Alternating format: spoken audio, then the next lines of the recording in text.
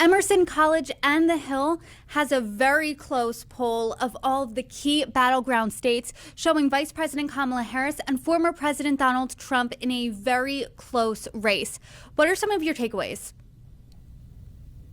Yeah, so we see some pretty significant changes from earlier in the year when we polled Vice President Harris versus former President Trump. So we see that Trump is currently ahead in Arizona by 3 points, North Carolina by a point, and Wisconsin by a point, whereas Harris is ahead in Michigan by 3 points, Georgia by 1 point, and Nevada by 1 point. They are tied in Pennsylvania.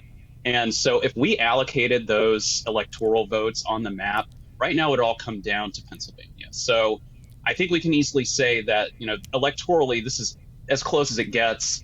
I do expect to see changes between now and Election Day. There will be fluctuations. We're just getting out of a pretty busy news cycle. We just had the Democratic National Convention. So, there's a lot to take away from this, but I think, this is not necessarily the final word, and this is either candidate's race. Either candidate's race. We have a little bit over 2 months left. Those 19 electoral votes in Pennsylvania are going to be huge.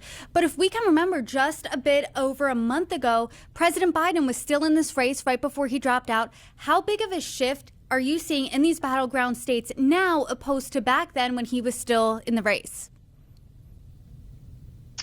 We are definitely seeing shifts from when President Biden was still on the ticket.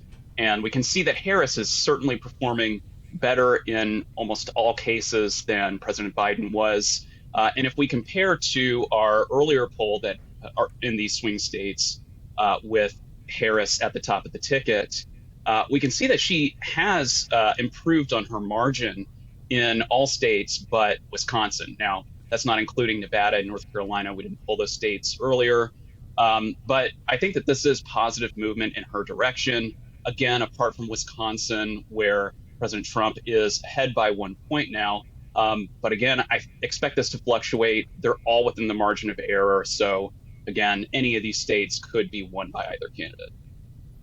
Let's talk about those independents. Where are you seeing them break in these crucial states? Yeah, it's interesting. We see that Vice President Harris is winning independents in all states but Nevada.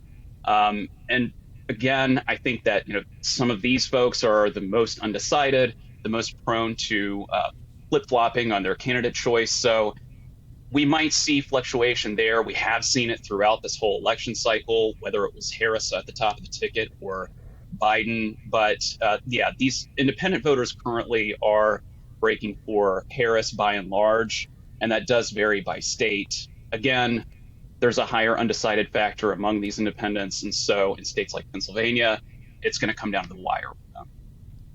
I mean, I think this is a really interesting number. Georgia has Harris with the independents at 54%, opposed to Trump at 38%. So how is Trump in the margin of error or even leading in some states where Harris has a real sizable lead with those independents? I'm looking at Georgia, Pennsylvania, and Wisconsin in particular. Yeah, that's a great question. I think that what you see, first of all, those numbers as far as Democrat, Republican, Independent, that's party affiliation and how people say that they affiliate with either party. So, we do consider that something that is, fairly a robust figure, but ultimately it is self-identified. So we do expect to see a little bit of fluctuation between those numbers, especially in Georgia where there isn't party registration.